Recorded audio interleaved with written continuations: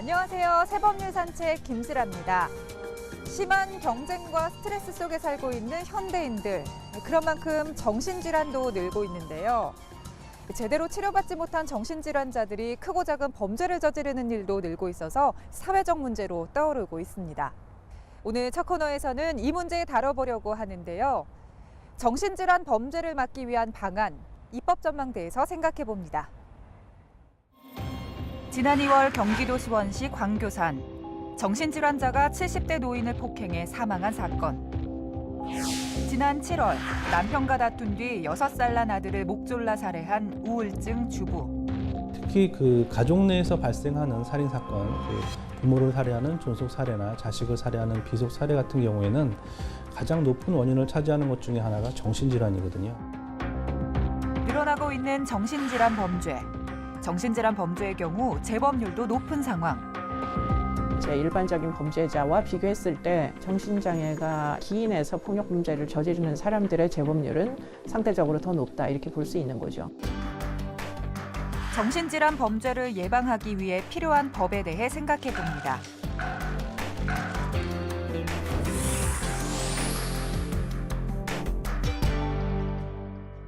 여섯 살 난 친아들을 살해하고 달아났던 30대 엄마가 경찰에 자수했습니다. 이번에도 붙잡힌 범인은 횡설수설하면서 정신 이상 증상을 보였습니다. 경찰청에 따르면 최근 3년간 정신장애를 앓던 중 살인, 폭력 등을 저지른 범죄자가 17,421명에 달하는 것으로 나타났습니다. 2012년 정신장애 범죄자 수가 5,298명이었던 것이 계속해서 증가해 지난해에는 6,265명으로 늘어난 것인데요. 유형별로는 폭력이 5,446건으로 가장 많았고 그 뒤를 절도, 강간 및 강제추행, 지능범죄가 뒤따르고 있는 것으로 나타났습니다. 특히 최근 발생한 묻지마 범죄 가운데 다수가 정신질환으로 인한 것이었는데요. 2012년부터 2014년까지 3년 동안 발생한 묻지마 범죄 163건 중 무려 59건이 정신질환에 의해 발생했습니다.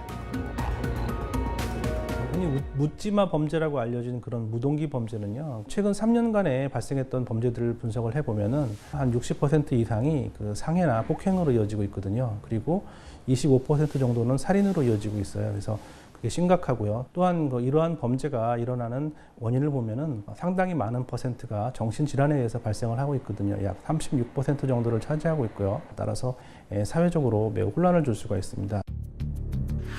그렇다면 정신질환 범죄를 유발하는 질병 유형에는 어떤 것들이 있을까?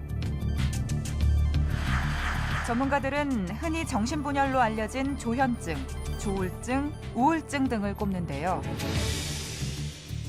대부분 알려진 정신질환에 의한 범죄는 조현증, 정신분열증인데요. 조현증 같은 경우에는 실제와 상관없이 망상을 가지고 자기가 해를 입는다고 생각을 하기 때문에 길거리에 가다가 누구를 갑자기 망상에 사로잡혀서 찌르거나 이런 잔혹한 일들이 발생할 수 있고요. 굉장히 잘 조절되지 않는 우울증 같은 경우에는 비관해서 주위 사람들이랑 같이 동반 자살을 한다든지, 특히 조울증의 조증 상태에는 굉장히 화가 나고 충동 조절이 되지 않기 때문에 존속살인이라든지 사실은 나중에 후회를 하지만 그 순간에 충동 조절이 안 돼서 하는 많은 그런 범죄들, 이런 일들이 생기는 이유가 되겠습니다. 이러한 정신질환을 방치할 경우 존속살해 등 끔찍한 범죄를 저지르는 원인이 되기도 합니다. 또 정신질환 범죄의 경우 재범 비율이 높은 것으로 나타나고 있는데요. 검찰청의 분석에 따르면 정신질환 범죄자들의 재범률은 65.9%로 일반 범죄자 재범률 41%를 훌쩍 넘어서고 있습니다. 정신병에 해당하는 이제 정신질환으로 폭력적인 에피소드를 가진 환자들이 실제로 징역형을 받던 아니면 치료 감호소를 거치던 결국에는 다시 본인의 어떤 잘못된 믿음이나 피해의식 같은 것이 반로가 돼서 다시 재범하는 그런 경우들이 꽤 많이 있고요. 거의 한 반 이상이 재범을 한다, 이렇게 보고하는 통계치도 존재합니다. 그렇기 때문에 이제 한 서너 번씩 되는 폭력 전과 가 있음에도 불구하고 결국 그것에 적극적인 개입을 못하다 보니까 결국 인명피해가 나는 이런 양상으로 진행이 되는 경우들을 우리가 발견을 많이 하게 됩니다. 그렇다면 이렇게 늘어나고 있는 정신질환 범죄를 정부는 어떻게 관리하고 있고 또 범죄자들은 어떻게 치료를 받고 있을까요? 이와 관련된 현행법을 살펴보면서 개선이 필요한 부분을 짚어보겠습니다. 우리나라 형법에서는 정신질환, 즉 심신장애를 앓고 있는 자에 대해 형을 면제하거나 경감하도록 규정하고 있습니다. 형벌로 인한 교화 효과가 나타나기 어렵기 때문에 처벌보다 치료가 우선되어야 한다는 판단에서인데요. 특히 이들 중 재범 위험성이 있고 치료가 필요하다고 인정되는 범죄자의 경우 치료감호법에 따라 치료감호 혹은 보호관찰을 받도록 규정하고 있습니다. 이 중 치료감호는 재범 위험성이 있는 정신질환 범죄자를 일반 교정시설 대신 치료감호시설로 보내 치료하도록 하는 제도인데요. 최장 15년간 강제로 치료할 수 있다는 점에서 정신질환 범죄에 대한 가장 강력한 억제 수단이지만 중범죄를 저지른 경우에만 검사가 청구할 수 있습니다. 아주 중대한 범죄, 인명피해가 났다. 그런 많은 경우에 정신감정을 의뢰하게 됩니다. 이제 재판 과정 중에. 그렇기 때문에 그런 과정 중에 정신장애가 있다는 사실이 밝혀지게 되면 치료감호를 명받게 되죠. 그런데 만약에 그렇게 이제 심각한 결과를 초래하지 않는 사소한 상해 사건들 같은 것들, 이런 경우에는 많은 경우에 정신장애가 있음에도 불구하고 사건의 내용과 직접적인 연관성을 입증을 하지 못해서 징역형을 받는 경우들도 많이 있어요. 또는 보호관찰 처분을 받거나. 그렇기 때문에 그런 경우에는 현재 치료적 개입이 제공되고 있지 않다고 보시는 게 더 정확할 겁니다. 경범죄를 저지른 정신질환자들을 위해 보호관찰 제도가 존재하긴 하지만 이는 감독과 통제를 위한 것으로 정신질환자에 대한 전문적인 치료나 관리를 제공하지는 못하고 있습니다. 게다가 늘어나는 관련 범죄자 수에 비해 치료감호소의 수용 능력은 턱없이 부족한 실정인데요. 우리나라의 유일한 치료감호소는 이제 공주치료감호소 국립법무병원이라고 하는 곳이 있는데요. 이곳의 적정 수용 인원은 900명 정도라고 지금 하고 있습니다. 현재 정신질환 범죄 발생 건수는 연 한 6천여 건이라고 이제 보고가 되고 있는데요. 단순하게 생각하더라도 굉장히 시설이 부족한 상황이다. 특히 이제 의료 인력 부분과 관련지어서 말씀드리면 지금 현재 치료감호소 의료 인력 정원이 17명인데 정원이 지금 현재 확보된 인원이 10명 또는 11명 이 정도라고 합니다. 따라서 의사 1명당 관리해야 되는 환자 수가 약 100명 정도인 상황입니다. 일본, 캐나다 이러한 선진 외국에서는 최소 2명에서 최대 많게는 한 10명 정도인 것으로 알고 있는데요. 이와 비교하더라도 굉장히 열악한 수준임을 알 수 있고요. 이러한 이유로 국회 안팎에서는 정신질환 범죄를 예방하기 위한 대책 마련을 해야 한다는 목소리가 높습니다. 관련 법안도 발의돼 있는데요. 법안 내용 살펴보면서 정신질환 범죄를 효과적으로 예방할 수 있는 방안 생각해 보겠습니다. 지난 10월 28일 새누리당 이한성 의원이 발의한 치료감호법 개정안이 소관 상임위인 법제사법위원회를 통과했습니다. 정신질환자들이 경미한 범죄를 저지를 경우에도 치료를 받을 수 있도록 하는 내용인데요. 정신질환으로 죄를 저지른 경우에는 비록 그 죄가 결과가 가볍더라도 사실은 그 재범 우려가 있는 것인데 그럼에도 불구하고 그 범죄의 결과가 가볍다는 이유로 그 치료 감염을 못했었거든요.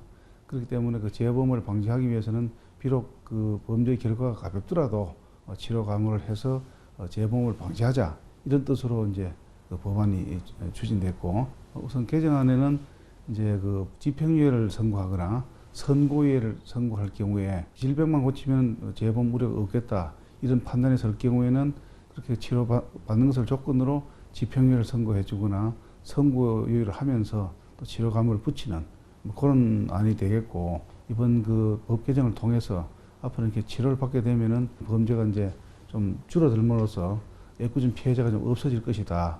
이렇게 기대하고 있습니다. 개정안에서는 정신장애인이 경미한 범죄를 저지른 경우라도 재범의 위험이 있는 경우에는 법원의 치료 명령을 통해 치료를 받을 수 있도록 규정했습니다. 이에 법원이 치료 명령 대상자에 대하여 형의 선고유예 또는 집행유예를 하는 경우 치료 기간을 정하여 치료 명령을 선고할 수 있도록 하고, 치료 명령을 받은 사람이 준수 사항을 위반하고 그 정도가 무거운 때에는 선고유예한 형을 선고하거나 집행유예의 선고를 취소할 수 있도록 했습니다. 또한 치료감호의 관리와 집행을 담당하는 치료감호 심의위원회 민간위원회 부정행위에 대한 처벌도 강화했습니다. 그렇다면 해외에서는 정신질환 범죄자들에 대한 관리가 어떻게 이뤄지고 있을까? 캐나다의 경우 사법병원 시스템이 체계적으로 갖춰진 것으로 알려졌는데요.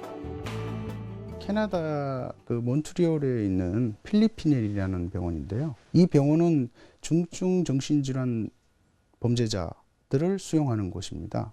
대학병원에 마련된 사법병동의 그 형식을 띠고 있습니다. 이곳에서 근무하고 있는 사람들은 정신과 의사, 그리고 범죄학자, 그리고 심리치료사 등등의 많은 그런 각 분야의 전문가들이 그 함께 참여를 해서 그 대상자들에 대한 치료와 어떤 처우들이 이루어지고 있는데, 어떤 증상이 완화가 되고 위험도가 떨어졌다고 하면 다음 단계에 있는 시설로 옮겨지게 됩니다. 또 거기에서 또 증상이 완화가 되면 또 개방된 시설로, 또 더 완화가 되면 통원 치료가 가능할 정도의 수준까지 이제 단계적으로 내려가게 된다는 것이죠. 캐나다에서 이루어지고 있는 정신질환 범죄자들에 대한 치료 처우 시스템은 굉장히 시사하는 점이 크다고 하겠습니다. 한편 범죄자들이 심신장애 판정을 악용하는 경우도 자주 발생해 정신감정을 보다 정밀하게 할 수 있는 제도 보강이 필요하다는 지적도 있는데요. 심신미약이 인정이 되면 형량이 줄어드는 문제가 있어요. 그러다 보니까 경우에 따라서는 정신질환이 없는데 정신질환이 있는 것처럼 속이는 케이스들도 지금 점점 늘어나고 있는 게 현실입니다. 그래서 어떻게든 중한 처벌을 받지 않으려는 그런 이제 의도들도 많이 늘어나고 있어서 정신질환자에 대한 치료도 필요하지만 정신감정을 좀 더 철저히, 그리고는 여러 단계에 걸쳐 가지고 확인할 수 있는 이런 과정을 거치는 것이 지금 현재는 굉장히 필요하다라는 생각이 들고요. 복잡한 현대사회 속에 늘고 있는 정신질환 범죄. 정신질환 범죄자 한 명 한 명을 철저히 관리할 수 있는 시스템을 만들어야 할 것입니다. 아무래도 선진국에는 이런 그 정신질환에 기초한 범죄 대응이 우리보다는 훨씬 더 좀 넓게 시행되고 있습니다. 우리가 이제 그것을 벤치마킹하는 중입니다. 그래서 치료감호법 개정안이 발의가 된 지 오래됐는데 오래 끌었던 이유는 개정안 중에서 기소유예 때도 치료감호를 하자, 그런 규정이 있는데 법원에서는 그것이 좀 아무래도 그 인권 침해가 이어지고 있다, 그런 우려를 제기했기 때문에 그 기소유예 시에는 이제 치료감호를 하지 않는 것으로 타협을 하고, 그래서 이제 좀 뒤늦게 통과가 되었습니다. 법사위에서 이렇게 지금 계류 중인 고유 법안이 많이 참 쌓여 있습니다. 국민들께서도 많이 걱정을 하실 텐데 통과될 수 있도록 지금 최선의 배전의 노력을 기울이겠습니다. 마음의 암이라는 정신질환. 눈에 보이지 않기 때문에 소홀히 관리되기 쉽지만 존속 사례를 비롯해 이들이 저지른 범죄만 보더라도 그 결과는 심각할 수 있다는 것이 증명되고 있습니다. 그런 만큼 앞으로는 철저히 관리돼야 할 텐데요. 발의돼 있는 관련 법안들의 빠른 입법 성과를 통해 범죄 예방에 실질적으로 기여할 수 있기를 바랍니다.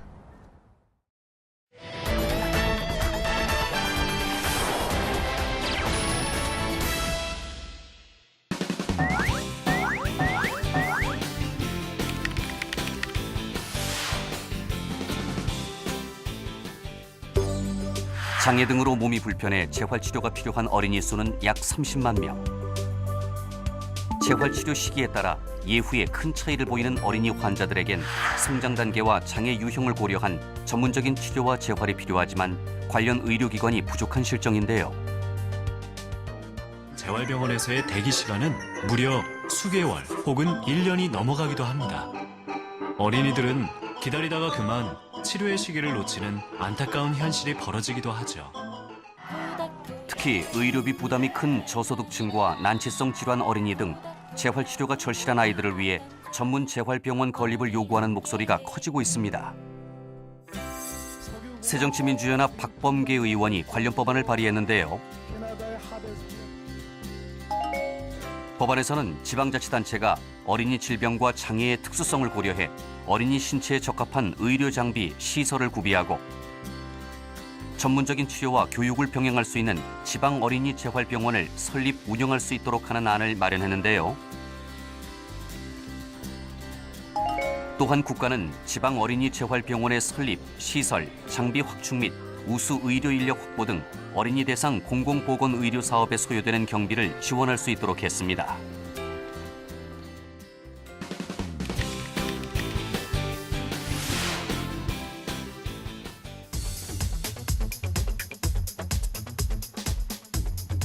싱글족 500만 시대. 1, 2인 가구의 증가로 고시원, 오피스텔 등 소형 주거시설인 준주택이 늘고 있습니다. 계약 기간이 끝나는데 그쪽 이제 자치한 곳에서 돈을 막 보증 같은 거를 돌려주지도 않고 막 생떼를 부리는 경우도 많아가지고 걱정이고, 대구에서 지금 서울에 와서 공부하고 있는데 집주인이 전입신고를 하지 않았으면 좋겠다고 해서 예비군 때마다 지금 대구 내려가서 예비군을 받고 있거든요. 네, 그게 좀 힘든 점인 것 같습니다.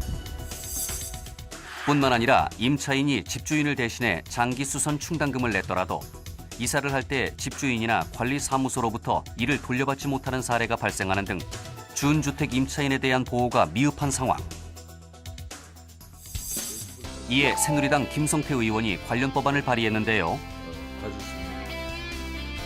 개정안에서는 임차 보증금 보호 대상에 준주택을 추가하고 임대인이 준주택 임차인의 전입신고를 지연시키거나 전입신고를 하지 못하게 하는 약정을 요구할 수 없도록 하는 안을 마련했습니다. 또한 공동주택관리법 개정안에서도 공동주택 범위에 준주택을 포함하고 공동주택의 사용자로 하여금 소유자를 대신해 장기수선 충당금을 납부한 경우 해당 주택의 소유자에게 그 납부 금액의 지급을 청구할 수 있도록 했습니다.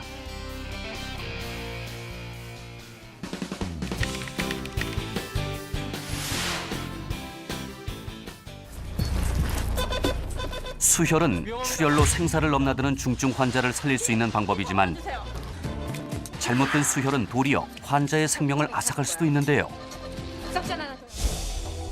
최근 3년간 호르몬제나 항생제 등 헌혈 금지 약물이 포함된 혈액이 환자에게 수혈된 경우는 총 430여 건. 헌혈 금지 약물이 포함된 혈액은 B형 간염 등의 심각한 부작용이나 임산부의 경우 폐하 기형까지 일으킬 수 있지만 이러한 혈액이 병원에 출고되어도 해당 의료기관과 환자가 이를 통지받지 못하는 일이 많은데요. 이에 새정치민주연합 김성주 의원이 관련법 개정안을 발의했습니다. 법안에서는 혈액원으로 하여금 헌혈 금지 약물 복용자의 부적격 혈액이 의료기관에 출고되었을 경우 해당 의료기관에 이를 즉시 알려주도록 하고 부적격 혈액을 폐기 처분하도록 하는 안을 마련했는데요. 또한 관련 사항을 통보받은 의료기관은 해당 혈액이 수혈된 경우 환자에게 통보하도록 하는 내용도 포함했습니다. 이와 함께 위반 시 2년 이하의 징역 또는 500만 원 이하의 벌금에 처하도록 했습니다. 소개해드린 법안 중에서도 지역 어린이 재활병원 설립 법안이 눈길을 끕니다. 어린이 재활병원을 180여 개나 운영하고 있는 일본과는 달리 우리나라의 경우에는 어린이만을 위한 전문 의료기관이 제대로 갖춰지지 않고 있는데요. 아픈 어린이들이 안정적으로 치료받을 수 있는 기반이 하루빨리 마련되길 기대합니다. 다음은 실생활에 도움이 되는 법률 정보를 알기 쉽고 재미있게 전해드리는 새법률 생활백서 시간인데요. 오늘은 어떤 내용일지 확인해 보시죠.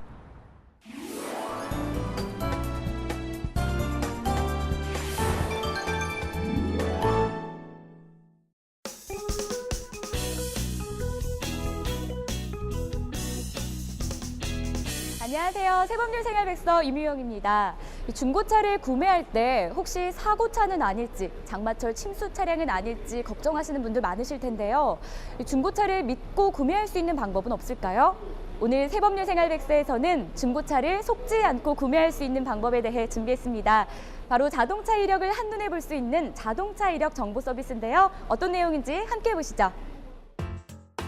자동차 이력 정보 서비스는 자동차 등록번호, 차종 등 기본 정보는 물론 압류, 저당, 체납 정보, 보험 가입 여부, 차량 정비와 검진 정보까지 한눈에 파악할 수 있는데요.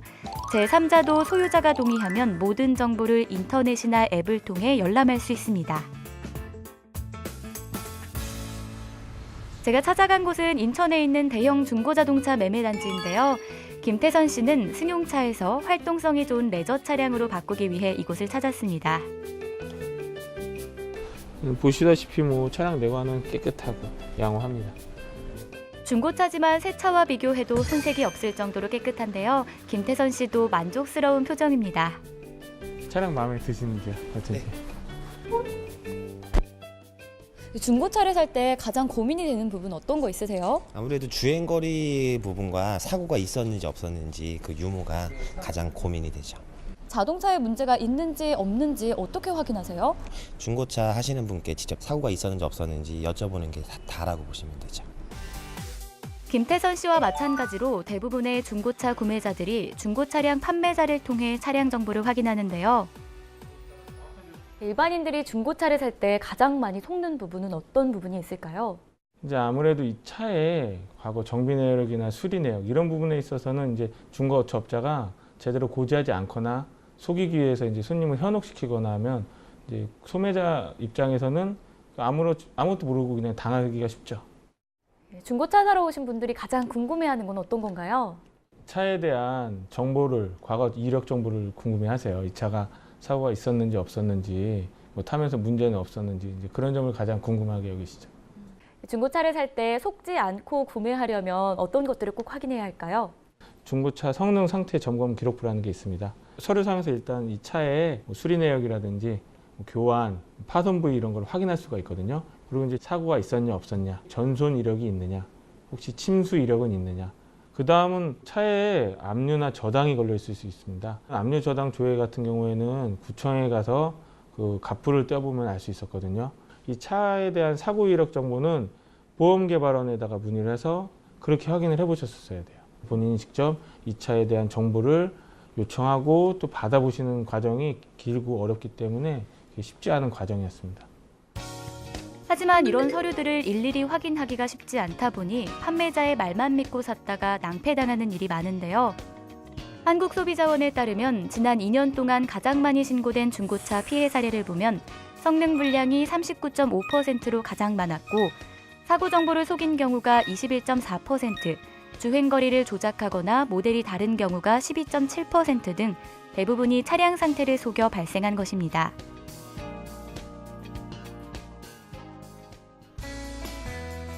이 같은 피해를 줄이기 위해 지난 10월부터 정부는 정확한 자동차 정보를 손쉽게 확인할 수 있는 자동차 이력 정보 서비스를 시행했는데요. 그렇다면 구체적으로 자동차 이력 정보 서비스를 통해서 어떤 정보들을 제공받을 수 있나요? 자동차의 그 기본적인 그 등록 정보와 압류, 저당사항, 그다음에 자동차 그 보험 가입 현황, 그다음에 자동차의 정비 이력 정보 등 중고차를 구입하는 데 있어서 필요한 정보를 제공하고 있습니다. 자동차 소유자는 물론 소유자가 아닌 그 제3자도 그 자동차 소유자한테 동의를 받은 경우에는 자동차의 세부 내역을 볼 수가 있고 동의를 받지 않은 경우는 건수라든지 아주 간략한 정보를 제공받을 수 있습니다. 보시는 것처럼 인터넷 사이트를 통해 자동차에 대한 전반적인 정보를 알 수 있는데요. 다만 누구나 다 모든 정보를 열람할 수 있는 건 아닙니다. 제3자의 경우 압류나 저당, 정비 내역과 같이 민감한 정보에 대해서 상세히 알고자 하면 소유자의 동의가 필요한데요. 동의만 받으면 구체적인 차량 정비 내역이나 자동차세 체납 액수 등 민감 정보에 대해 구체적으로 알 수 있습니다. 자동차 이력 정보는 어떤 경로를 통해서 제공되는 정보인가요? 일단 자동차 등록 관련 기본 정보는 국가에서 관리하는 자동차 관리 정보 시스템에 있는 정보를 연계한 것이고요. 그다음 자동차 보험 관련한 정보는 보험개발원의 시스템하고 연계가 되어 있습니다. 자동차 정비 이력 정보는 정비업체가 정비를 하면 국가에서 관리하는 자동차 관리 정보 시스템에 전산으로 전송할 수 있는 의무가 2013년도에 규정이 마련되어 지금 축적되고 있기 때문에 그 정보를 제공하는 것이기 때문에 공신력이 있다고 볼 수가 있습니다. 네, 그럼 자동차 이력 정보 시스템에 기재되는 정보는 얼마나 정확한지, 확실하게 기재가 되고 있는지 직접 확인해 보겠습니다. 마침 한 자동차 엔진 내부를 정비 중이었는데요. 정비가 끝나자 인터넷에 접속해 뭔가를 기록합니다. 지금 기재하고 계신 게 뭐예요? 네, 저희가 수리해드린 내용을 작업 내용, 그리고 수입 부품, 그리고 금액까지 기재를 해서 고객님한테 전체를 다 안내를 해드리는 겁니다. 이렇게 마친 정비 작업은 국토교통부 자동차 관리 정보 시스템에 등록해야 하는데요. 만약 정비한 날로부터 72시간 내에 전송하지 않으면 10만 원의 과태료가 부과됩니다. 따라서 자동차 이력 정보만 잘 확인해도 중고차 구입 시 좀 더 현명한 선택을 할 수 있습니다. 그럼 저도 한번 자동차 이력 정보 서비스를 통해 중고 자동차를 골라봤습니다. 이 차가 제일 마음에 드는데요? 그런데 혹시 문제는 없는지 자동차 이력 조회 먼저 해볼게요. 마이카 정보 앱을 다운받으면 스마트폰으로도 손쉽게 이력 정보를 확인할 수 있습니다. 보시는 것처럼 깨끗한데요. 이 정도면 자동차 이력엔 전혀 손색이 없는데 이제 계약으로 바로 들어가면 될까요? 아니죠. 이제 계약을 하실 때는 마지막으로 확인하실 게 있는데요. 차량 실명제에 따라서 차를 실제로 소유하고 있는 자가 누군지 그걸 꼭 확인하신 다음에 계약을 진행하시는 게 가장 중요한 일입니다. 대포차를 사시는 피해에 당하실 수 있거든요. 돈을 입금하실 때도 가능하면 차주의 계좌를 활용해서 돈을 넣으시는 게 혹시라도 피해 보상을 하거나 계약 관계상에 그걸 확인하실 때 유리하시죠. 네, 같은 자동차 이력 정보 서비스가 활성화될 경우 기대 효과는 어떤 것들이 있을까요? 중고차를 그동안 구입하는 구입자들이 자동차 관련 이력 정보, 특히 이제 정비나 사고 난 차량이나 이런 거에 대해서 그동안은 이제 공개가 안 됨으로써 어떤 피해를 입었었는데 그런 피해가 방지가 될 수가 있고요. 자동차 소유자도 본인 자동차에 대해서 관리가 가능해져서 자동차의 좀 안전한 관리에 도움이 많이 되리라고 생각합니다. 여러분, 중고차를 구매할 땐 반드시 자동차 이력 정보 서비스를 잊지 마세요. 자동차 이력 정보 서비스의 시행으로 중고차 구매 시 소비자들의 피해가 많이 줄어들 텐데요. 중고차를 구입할 때는 계약 전에 반드시 이력 정보 확인과 함께 자동차 소유주의 일치 여부, 자동차 성능 점검 기록부, 자동차 대금 영수증 등도 꼼꼼히 확인하는 것 잊지 마시기 바랍니다. 새법률 산책 오늘 준비한 내용은 여기까지입니다. 저희는 다음 주에도 알찬 법률로 찾아오겠습니다. 함께해 주신 여러분 고맙습니다. Some sales and my boss won't be happy, but I can't stop listening to the sound of two soft voices blended in perfection from the reels of this record that I found.